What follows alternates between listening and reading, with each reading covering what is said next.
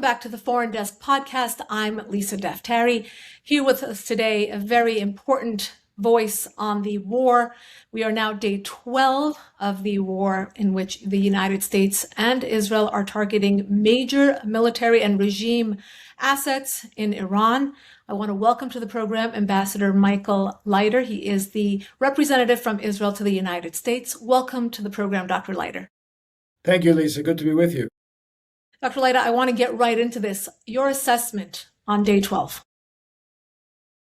My assessment is that we are ahead of schedule. I actually just left a VTCR meeting with the cabinet in Jerusalem. We had a report from the chief of staff, and things are going very well. It's important to know some basic numbers. We've hit 8 times the number of sites that we hit in Rising Lion back in June in the 12-day war. So we're talking about missile launchers. We're talking about radar stations. We're talking about ground-to-air missiles, ground-to-ground missiles, and production sites and command centers in Tehran. Now, many people don't know this. You, of course, know it very well. But many people don't understand that Iran is twice the size of Texas. It's a huge country. And they have a security apparatus, really an edifice of various security organizations that top 1 million members in number. So between the IRGC and the Basij and the internal security and a host of others, there's an awful lot of work to do. A lot of command centers spread around the country. And that's why people don't understand why, well, if we hit so much, so fast, so hard, why isn't this war over? This is going to take time. The president spoke about, 4 to 6 weeks right from the outset. We assessed that's more or less the time framework, and we're ready to press forward. Speaking of pressing forward, people, they're getting very impatient. There's opposition to personalities, right? Opposition to President Trump, opposition to Bibi Netanyahu, people who are just anti-war. And then you have, others who aren't understanding why this war is such an imperative. From the Israeli point of view, what is the next phase of this war, and how do you see this moving towards the 4 to 6 week time period? Are we going to be going past that? Are we going to be going up to that? What could you tell us in terms of timelines? Well, first of all, I would say to the people who are impatient, it's probably good to, drink a glass of water and take a deep breath. These kinds of operations are not instant soup, instant oatmeal, instant coffee. We're talking about a regime that has built its military capacities for 47 years. They've been building this terror infrastructure. They've been building their ballistic missile infrastructure. And look what they're doing. They're raining hell on all their neighbors. And if anybody had any doubt until now that we're dealing with a malign and malevolent regime, I think they got their answer now. What did the Emirates do to get bombed as they're getting right now? They've actually suffered, I think, the largest amount of missiles that Israel or anybody else, for that matter. The main reason why the Emirates have been hit so hard is because the Emirates represent the direct opposite of what Iran represents. The Islam that is being exported from Tehran under these ayatollahs is a fundamentalist, anti-reform, very extreme version of Islam, which still believes that everybody has to fall under the boot of Islam. And the Islam that has been pursued by the Emirates, and really they've become the paragon of moderation and accommodation throughout Islam, they represent the 180 degrees from the Tehran regime. So they've been hit very, very hard, and we're doing everything we can. They're good allies of ours in Israel. We're doing everything we can to help them out with technological teams and so on. So look, in terms of a timeline, there's much more to be done. The time framework of 3 to 6 or maybe 2 months, 3 weeks to 6 weeks to 2 months is still very real. It could be shorter. We're waiting to see the cracks that have developed since the beginning of the operation grow into chasms. That's the main point here. Now, we're hearing a lot of rumors. I know Israel has their set of objectives, the United States has their set of objectives. Obviously, this is a joint effort, but whether it's the narrative war or there is some truth to it, we're hearing headlines like this. Today, in an op-ed in the LA Times, the US and Israel don't agree on what victory looks like in Iran.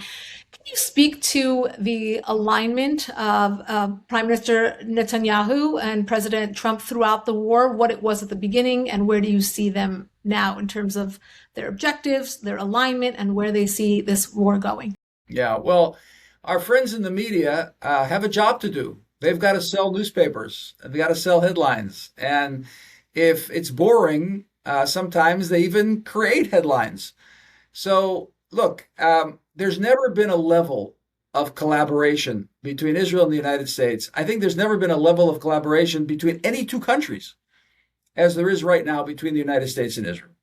And our interests are aligned, whether we're putting the emphasis on regime collapse or regime change or eliminating the nuclear threat.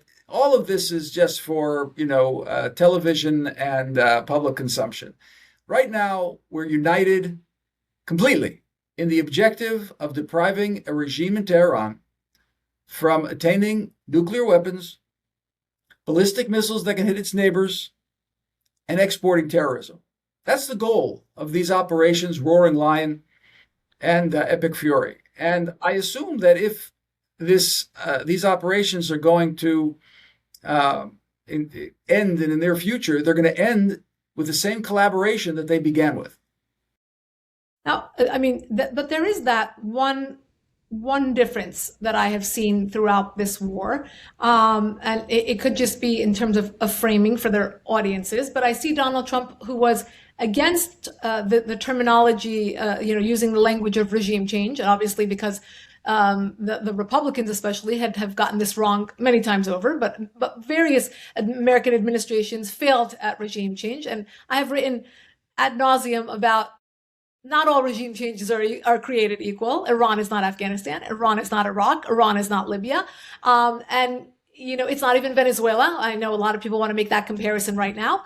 But I see Israel has moved into committing to the language of regime change, whereas Donald Trump is basically moving towards regime collapse and emphasizing that he will, allow the Iranian people to pave the way for nation building and so on and so forth. Can you speak directly to this language of regime change versus regime collapse? Well, actually, I serve as the main spokesman for the government of Israel in the United States, and I've been talking about regime collapse as well. That's our policy. We're not, the idea, when you talk about regime change, that conjures up images of Iraq and Afghanistan once again, where you actually move in and promote certain leaders for the new regime. And we have no intent of doing that. You're absolutely right, Lisa. You've written about this and you're an expert on the subject. Here we're dealing with a situation where 80% of the Iranian people oppose this regime, right? They just have to be given the wherewithal, the ability to make that change. When people ask me about boots on the ground, we absolutely need boots on the ground, Iranian boots. The people of Iran's boots. They have to take the boot of this regime off their necks, which has been smothering them, choking them for 47 years, put those boots on and change the regime. What we can do is set the stage. We can help the people set the stage. They can't rise up against a 1,000,000-man army without guns and take them on. Correct. But if we can look, we've established cracks in the edifice of this security apparatus. When we took out 40 leaders in 40 seconds at the opening of the war, they had problems getting down orders to the field. We see the breakdown in the chain of command. Now, it's minimal, but it's expanding. There's demoralization. I'll tell you something. For example, this may be newsworthy to you. Today, we hit, for the first time, roadblocks of the Internal Security Service, which is hounding and harassing the people from free transportation, from moving around freely. and that we're implementing the policies of the regime. Okay, now that's a step forward. That's a step we took on the 12th day of the war. We didn't take on the 8th day of the war. But now that we're in a situation where we've depleted their resources, their missile launchers and their missiles themselves and their drone capacity, we're able to focus now on much of the internal security apparatus. Let's see how that develops. There's an expression, I don't know if there's an expression in Yiddish. I don't know if it's in Iranian as well. Maybe there's an Iranian, you can educate me on what the counterpart would be, but it's called shpilkus. You ever hear the expression shpilkus? Shpilkus in Yiddish means a lack of patience, right? They're just, everybody's kind of antsy. Right. It doesn't work that way. Right. Everybody needs a little bit of patience here. Breathe deep.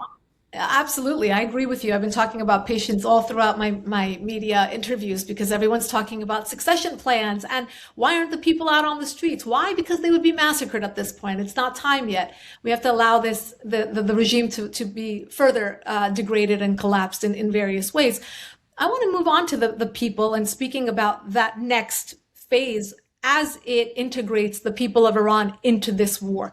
Now, for years, Democrats and Republicans, I've said, have gotten this wrong. It's been a Goldilocks type of policy where it was either bomb Iran or let Iran get the bomb. Very dovish, very hawkish, and very wrong.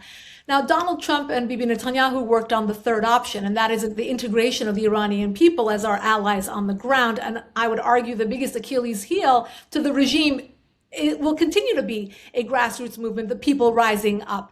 But as you know, even today, I had sources tell me that there are snipers on top of mosques, on top of schools.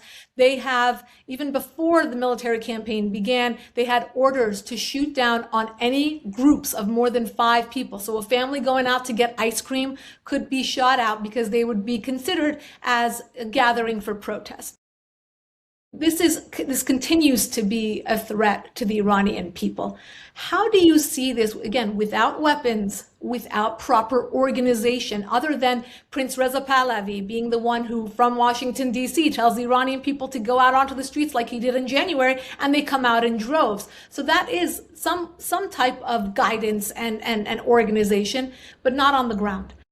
How do you see the Iranian people picking up and coming out onto the ground, into this, to reclaim their country when they do not have weapons? Again, nobody knew exactly when the Soviet Union would collapse. Nobody knew exactly when the people of Romania would turn their guns on Ceausescu. It wasn't even planned. It was a momentary kind of thing where the people just had kind of a spontaneous combustion and turned their guns around. It was the security forces, actually, that turned their guns around in Romania. So what we're seeing now are small cracks in the system. There's dissension within the leadership. There's dissension among the commanders. We've taken out a large number of the commanders, but imagine a situation where in the next week or two, we take out the second tier of commanders, right? There's more dissension within the ranks. We get the first company or the first brigade to the first battalion to say, no, we're not going to shoot people in the back.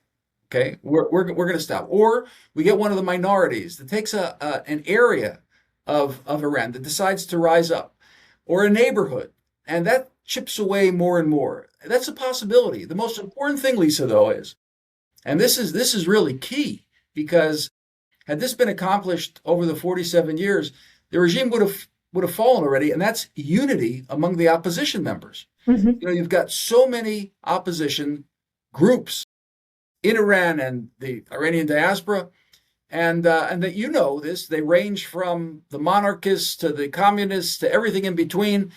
They haven't been able to get together. And to do something as historic as this, is to bring down a tyrannical regime, you need unity. And they've got to first talk to each other. And if we could move into a status of a mode of a transitional government, right? Mm-hmm. They would come together and say, we're going to run the country for a year and then move it into elections, for example. Then we'd get beyond whether this man is the leader, that man is the leader, because that's everybody's chosen to suffer instead of coming together for something else. They've got to come together now. Does the government in Israel recognize that Prince Reza Pahlavi does have the majority of support among the diaspora and inside Iran? It was his call that brought the people out onto the streets. There's polls recently ranging anywhere from 68% to I've seen over 80% of people would support him in a transitional role to bring about free and fair elections to Iran. Is that, I know he's been to Israel. I mean, that was before October 7th. I know he has met with various members of the leadership in Israel. Is that something that the Israeli government is considering? I haven't seen numbers quite that high.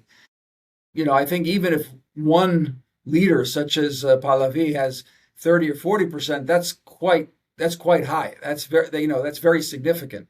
And there's no question that when he called for people to go out into the streets and he said, do it on this day at this time, right, people actually came out. So there's no question that he has considerable influence over the people in Iran, even though he's not there. Mm-hmm. Okay.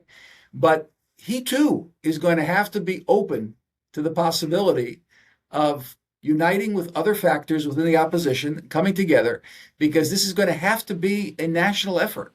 And it's probably difficult for him being the son of, and wanting to be the crown ruler, but we're probably going to need a transitional period. But again, Lisa, the most important thing to say here is it's not for us to decide. Correct. We're not making a decision who's going to be. We can advise. Okay, we can advise. I think we have a moral say here because we're doing an awful lot to help move things forward, an awful lot. But it's not for us to decide who's going to be the leader. And what we'd recommend is a transitional government. Mm-hmm. Yes, I said this on CNN the other night. We have to listen to the people of Iran. To your point, and they've been so clear about no reforms. It has to be regime change. It has to be democratic, secular, separation of church and state.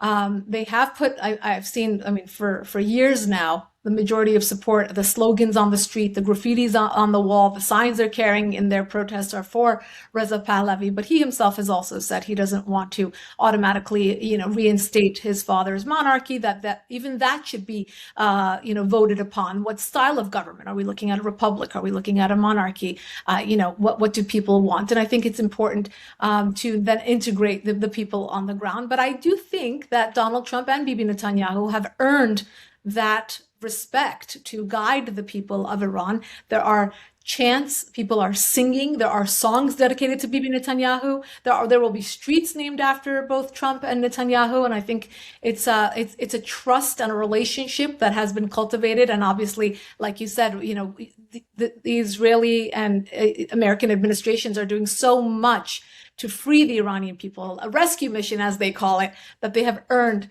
that right. Something that's very interesting in terms of strategic communications, which we've been talking about for a very long time, extremely important in this case. We had Prime Minister Netanyahu's office put out this thread yesterday on X, speaking directly to the Iranian people, very, very important. He said, your dreams will become a reality when the time is right, and that time is fast approaching. We will pass the torch to you. Be ready to seize the moment.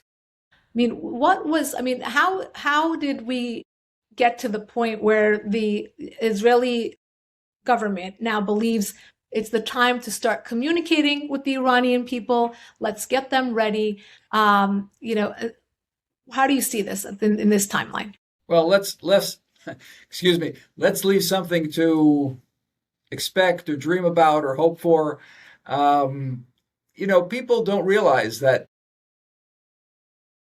if you look for the most pro-Western country in the Middle East, it's Iran after Israel. All right, we're probably the most pro-Western country, but right after that, it's the people of Iran. And they just need to be given voice. They just want to express themselves. And what we're doing together with the United States is first and foremost to protect Western civilization.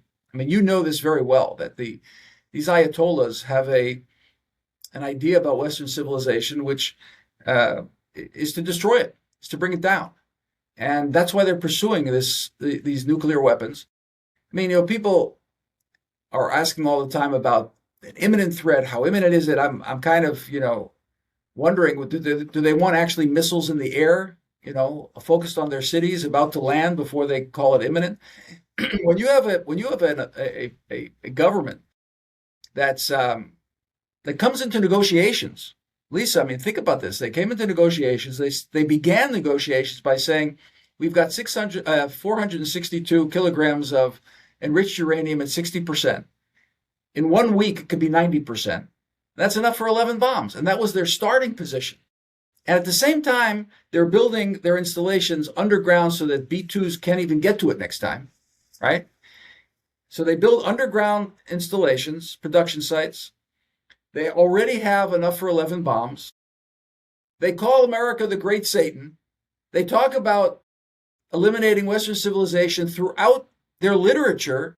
Right. They burn American flags. They chant death to America. And then we're surprised that they might actually use it. I mean, look, they're firing thousands of these ballistic missiles and one-way suicide drones into their neighbors. What did Qatar do to Iran, for crying out loud? What did Bahrain do to Iran? Absolutely. Right. That's such a good point. And I think another good point, I want you to walk people through what would happen if this war didn't collapse this regime. Do you think the United States and Israel would have to launch another campaign, another couple of years to set them back once again? I mean, would from the Israeli perspective, could you call this a victory if the regime is not collapsed? No. If the regime is the same, if the same regime with the same platform, with the same ideology, with the same theology, it's just a matter of time before we're back in the same predicament. This is what they believe. I mean, look, it's hard for people in the West to wrap their minds around the possibility that people would actually believe in destroying them, because that's not the way we relate to each other in the West, right? We have a problem, we go to City Hall, we go to the government, we go to our political representative. Democracies, haven't gone to war. Democracies don't want to eliminate other democracies. It's just the way it works. And it's hard for us to understand. What they would have done if we didn't stop them now, ultimately, very soon, is to hold us all in a form of blackmail. Give us what we want in the Strait of Hormuz. Give us what we want in the price of gasoline. Give us what we want in terms of eradicating Israel. And we won't fire missiles at you. Or we won't go from 11 bombs to 100 bombs or something like that.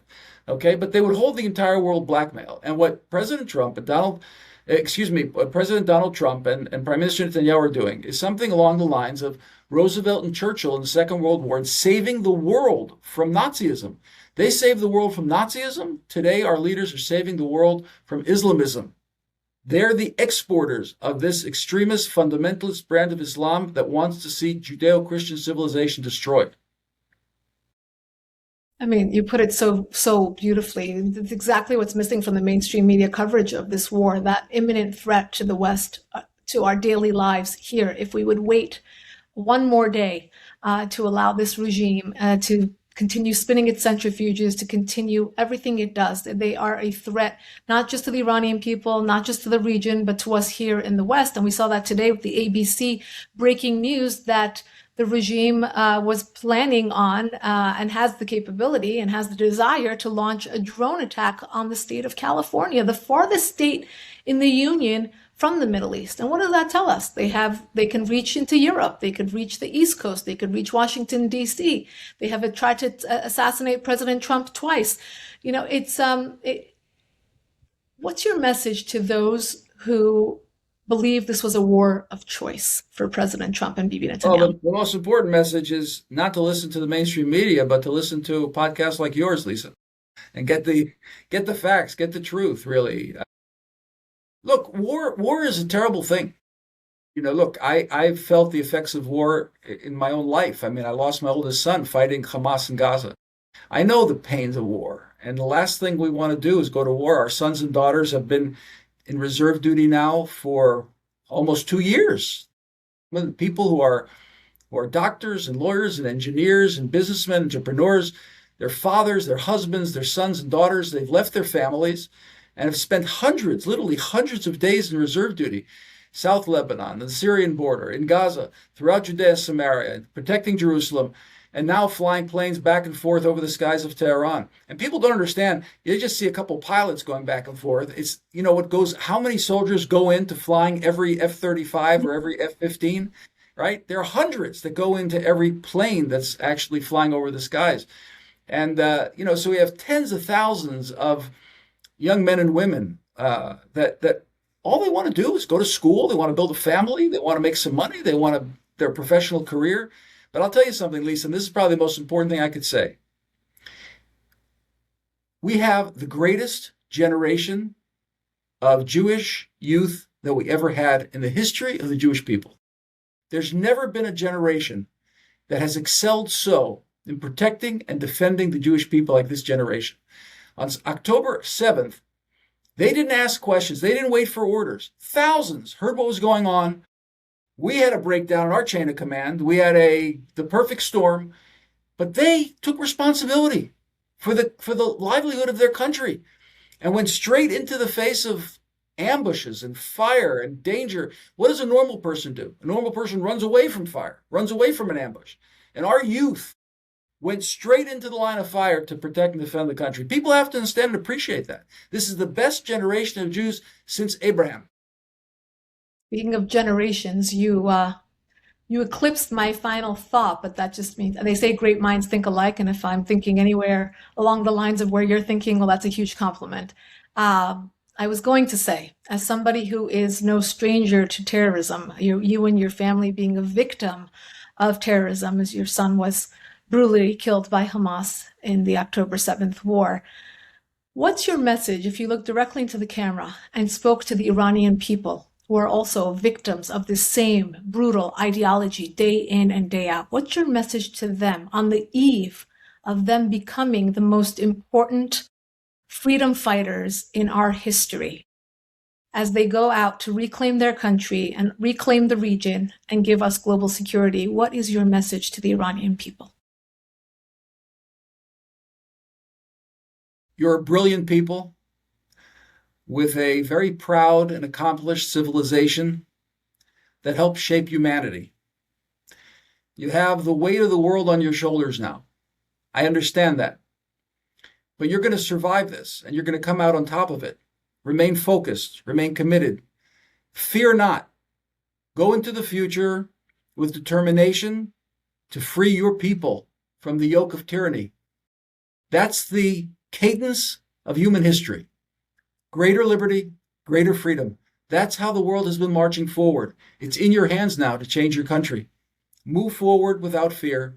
Make that change. And when you do that, you'll not only move your country and your brilliant civilization forward, but indeed the entire region and the world, because you'll set an example for others. Absolutely. Thank you, Ambassador Leiter. Thank you for your amazing dedication to this cause.